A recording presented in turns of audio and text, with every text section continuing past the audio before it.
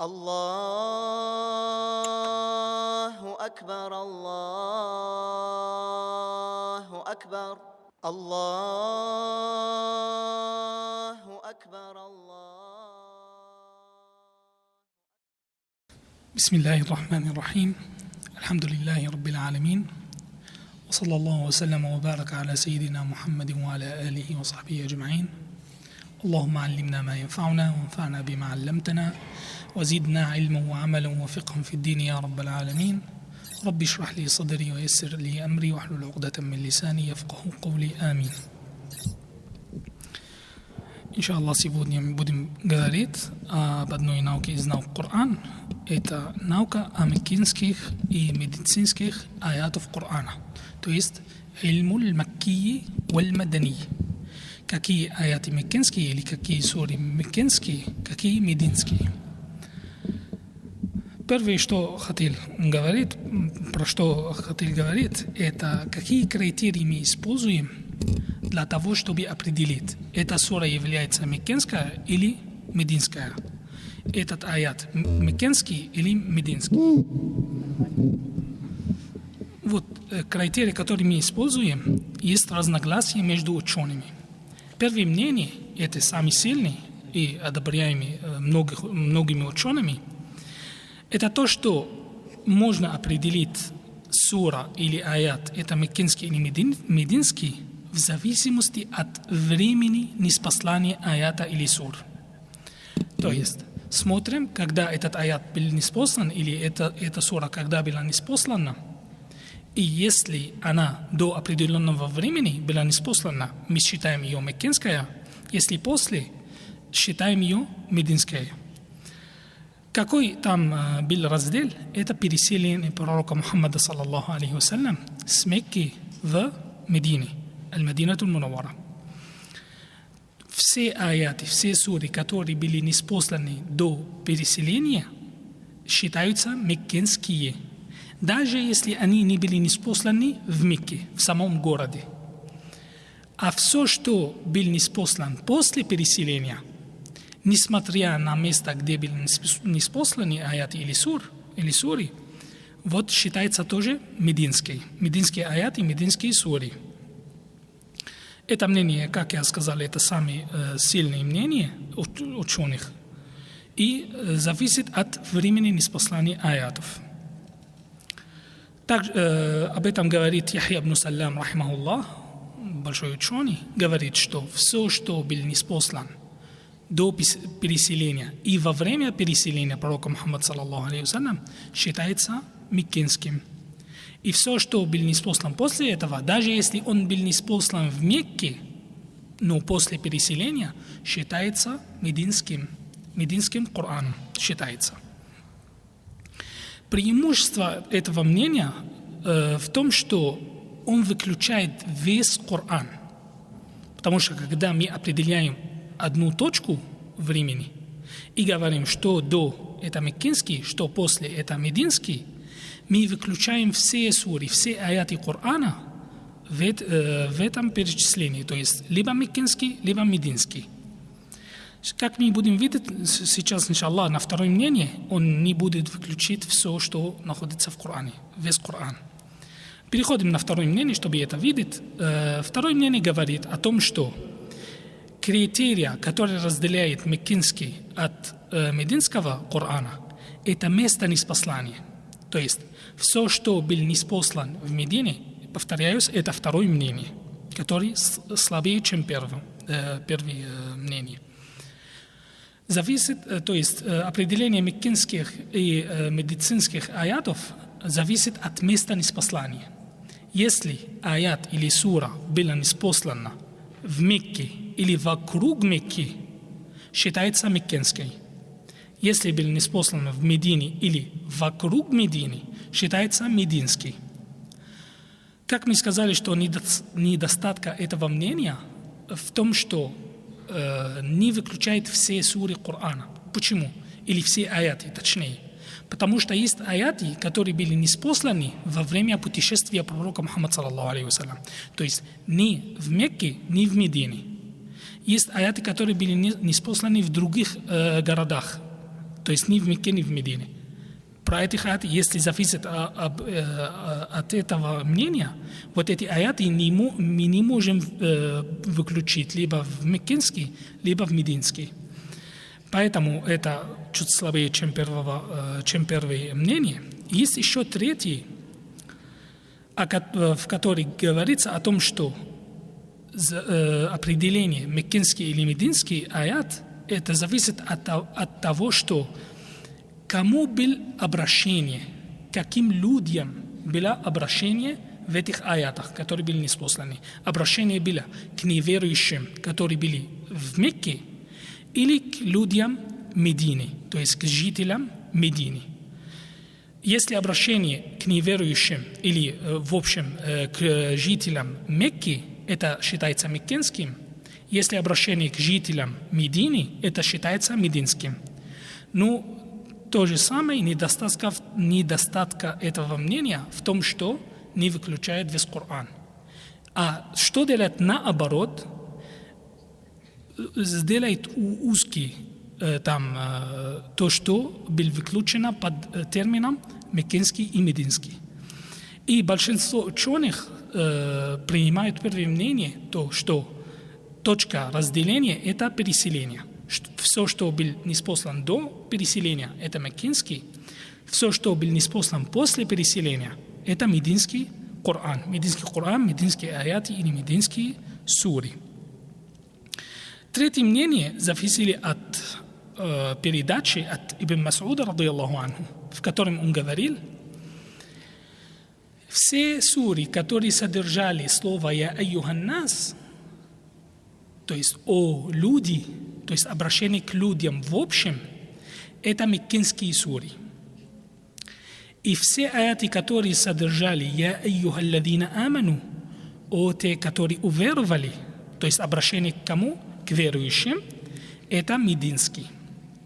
Вот такая передача от Ибн Мас'уда, радийаллаху анху.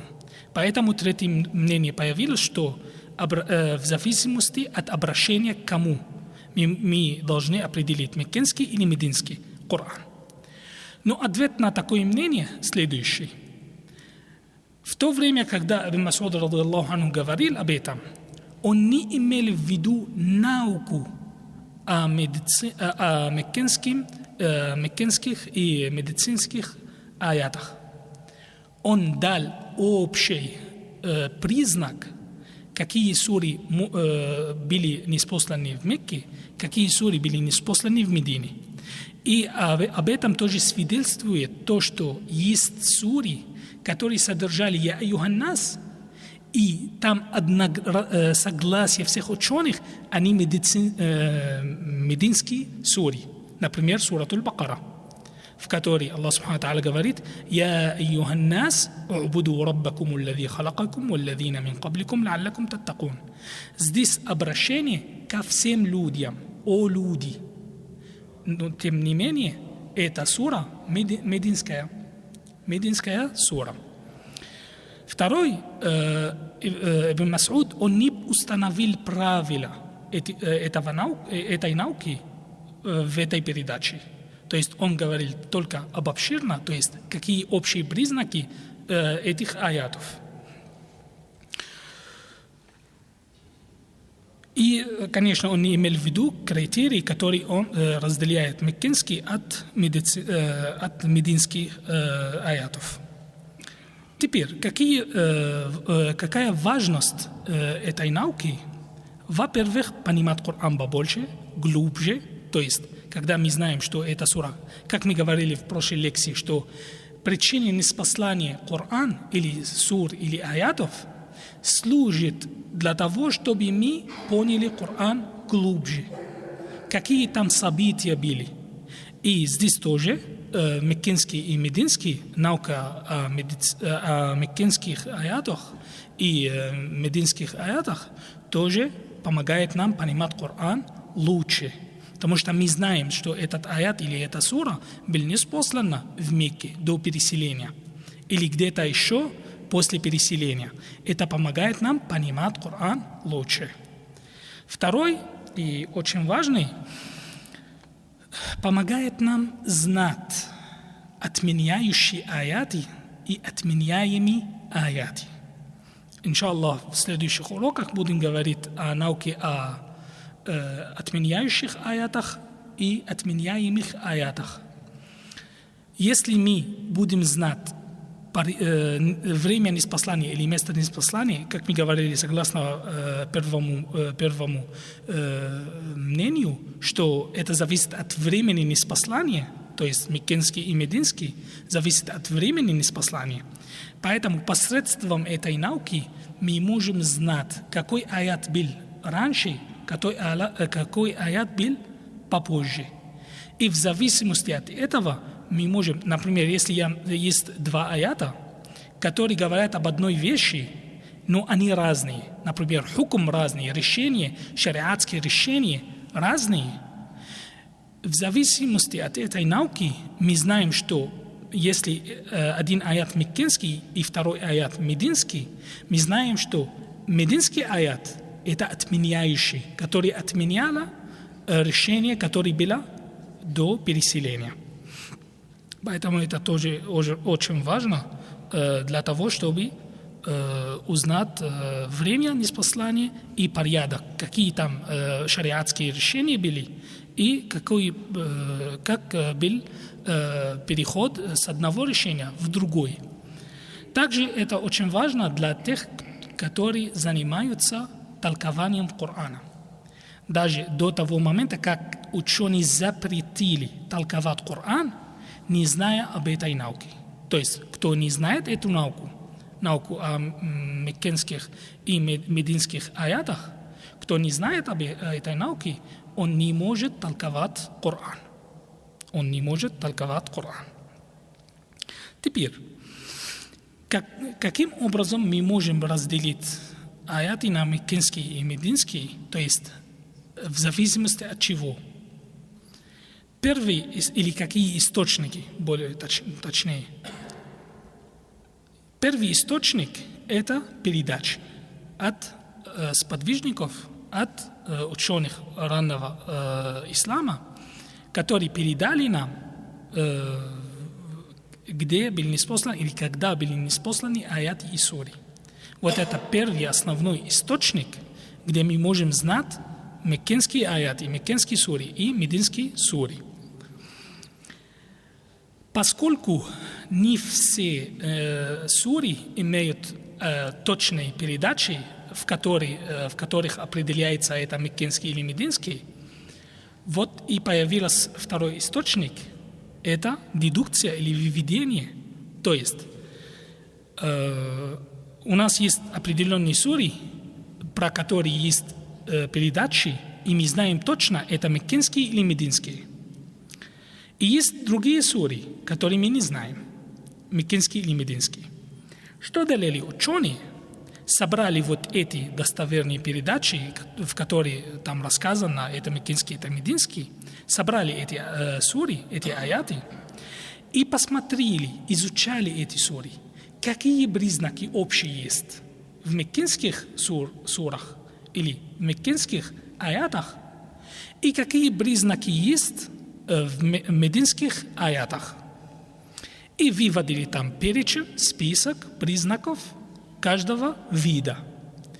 И в зависимости от этих признаков они определили остальные сури, это меккенские сури или мединские.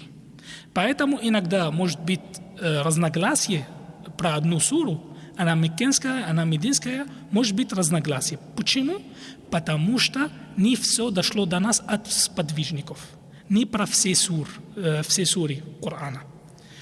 То, что дошло до нас, мы берем, если достоверно, берем. А все остальное мы используем вот эти передачи, чтобы там выведить признаки общие для меккенских и мединских. И, используя эти признаки, мы можем узнать остальные сури, они принадлежат меккенскому или мединскому Корану. Теперь, какие есть признаки? Признаков много, но сегодня мы будем говорить просто о нескольких из каждого. Признаки меккенских сур. Первый – это обращение. кому? В большинстве сур, в которой содержится обращение к людям в общем, «Я айюхан нас», это считается меккинские суры. За исключение сура Аль-Бакара. Как мы сказали в начале этого урока, что в суре Аль-Бакара Аллах Субхану ва Тааля говорит: «Я айюхан нас убуду раббакум». Обращение ко всем людям. Но согласие ученых, что сура Аль-Бакара это мединская. Поэтому вот эти признаки, они общие и не принимаются в каждой ситуации, в каждой суре, то есть. Есть исключения, так скажем. Эти признаки общие. Поэтому первый признак – это обращение к людям в общем. «Я айюхан нас». Все суры, которые содержат слова «Я айюхан нас», считаются меккинскими, кроме сура Аль-Бакара. Второй признак – это разделенные буквы в начале сур. Например, Алиф Лам Мим, Та Син Мим, Нун, Каф, Каф, Ха, Я, Айн, Сад. Все суры, которые начинаются с этих букв, разделенных букв, это признак, что эти суры меккинские. Кроме, как мы сказали, Аль-Бакара, который начинается тоже Алиф Лам Мим, но она все равно мединская, и тоже сура Аль-Имран, тоже начинается Алиф Лам Мим, но она считается мединская. Она была ниспослана после переселения пророка Мухаммада саллаллаху алейхи вассалям в Медину. Третий признак – это слово «келла». И это слово «келла» очень часто повторяется в 30-й джуз, последний джуз Корана. И это тоже, если сура содержит слово «келла», то считается эта сура меккинская. Эта сура считается меккинской. Также во всех сур, где упомянута история Адама с Иблисом, то есть история сотворения Адама и что произошло с Иблисом, все суры, которые содержат эту историю, считаются меккинскими, кроме, как мы сказали, сура Аль-Бакара, потому что в суре Аль-Бакара тоже рассказано об этом, но эта сура мединская. Переходим на следующий. Какие признаки в мединских сурах? Первый из них – все аяты, которые говорят о наказаниях, то есть в этой жизни имеется в виду.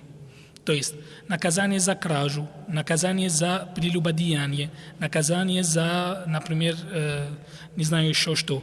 Какие все наказания, которые в этой жизни, то есть не только в аду, а в этой жизни, вот эти суры считаются мединскими. Также все суры, которые содержат обязанности обрядов ислама. Например, суры, которые содержат аят Абу Разе о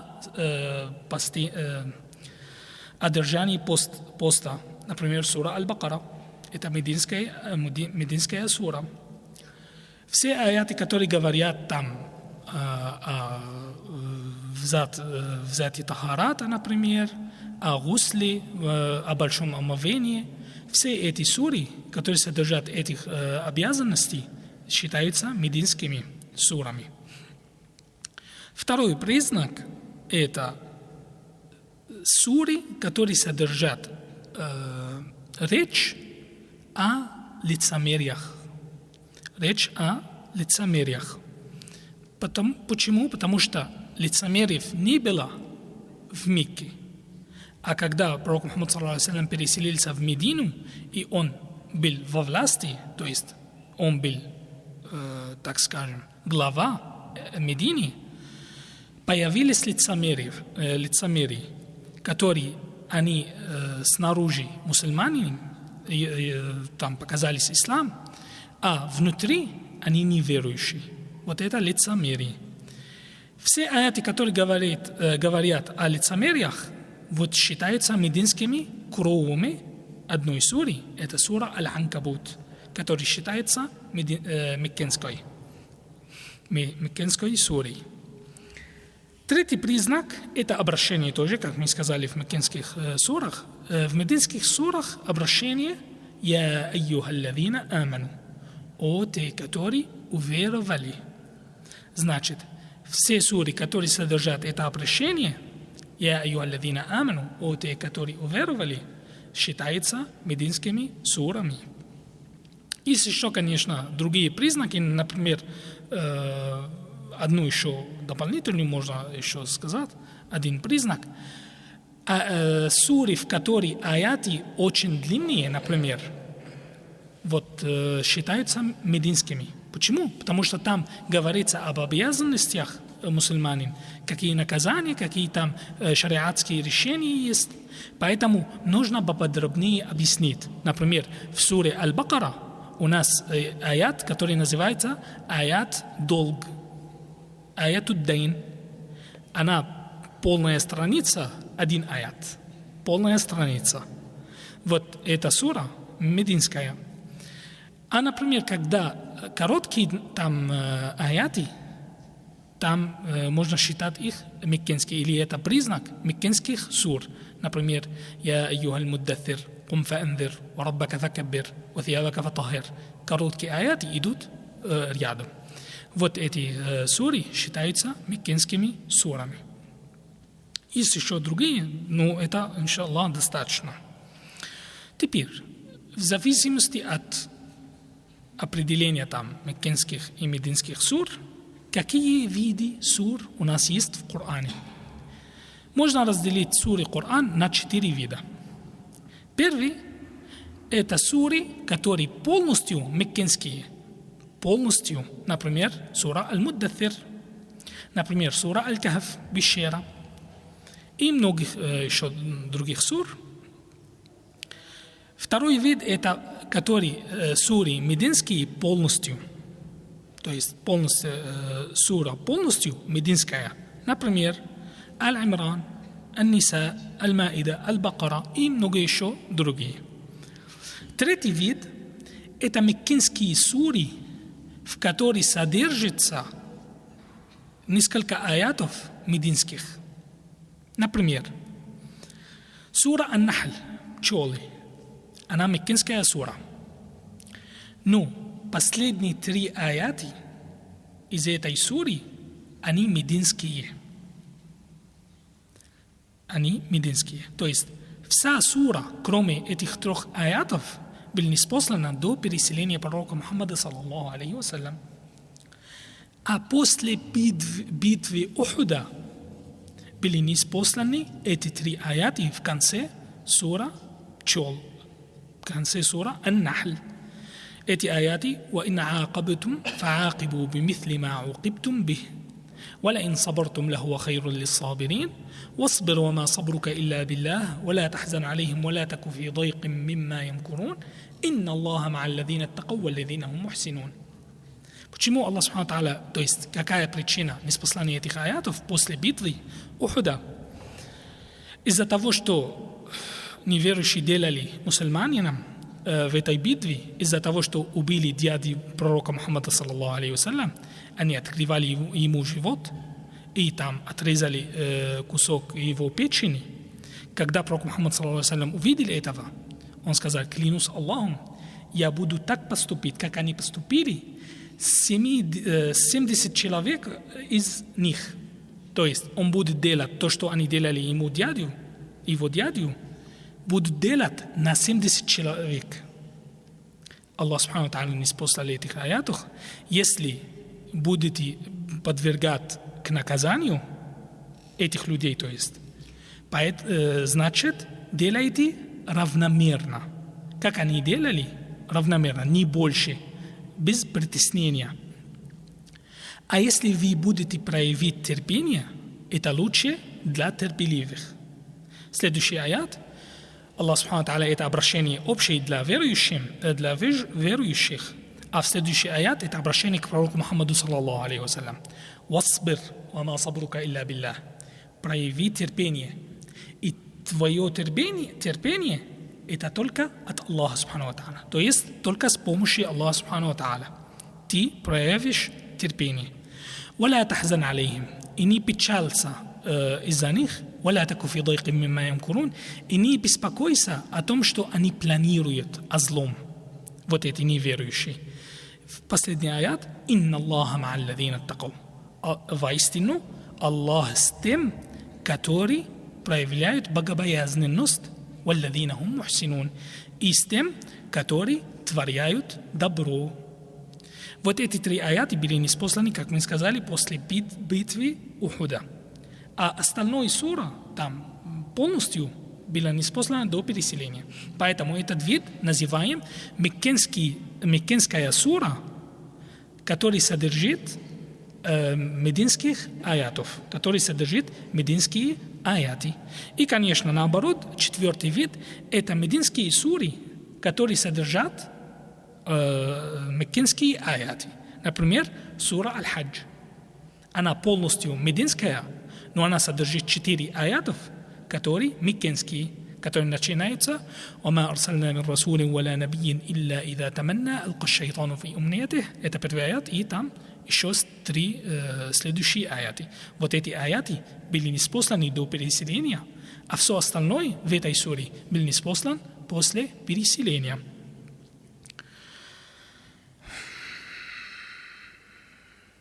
Теперь, какие есть суры меккенские, какие есть суры мединские? У нас 20 сур в согласии ученых, что они мединские. Буду перечислить, хотя не очень важно узнать, поскольку если только знать признаки этих сур, мы можем сразу определить, это меккенская или мединская. Как мы сказали, что если там длинные аяты, если эти аяты говорят о шариатских решениях, например, это сразу мы можем сказать, что это мединские аяты, мединские суры.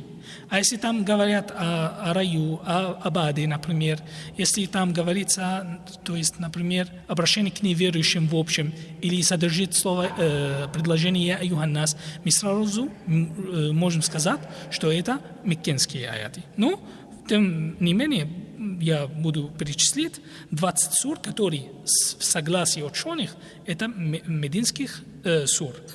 Это Бакара, Аль-Имран, Ниса, Маида, Аль-Анфал, Ат-Тауба, Ан-Нур, Аль-Ахзаб, Мухаммад, Аль-Фатх, Аль-Худжурат, Аль-Хадид, Аль-Мujadila, Аль-Хашр, Аль-Мумтахина, Аль-Джумуа, Аль-Мунафикун, Ат-Талак, Ат-Тахрим, Ан-Наср.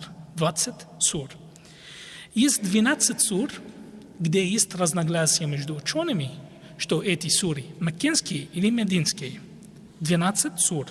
Эти суры – это Аль-Фатиха, там есть разногласия, что она была ниспослана в Мекке или в Медине.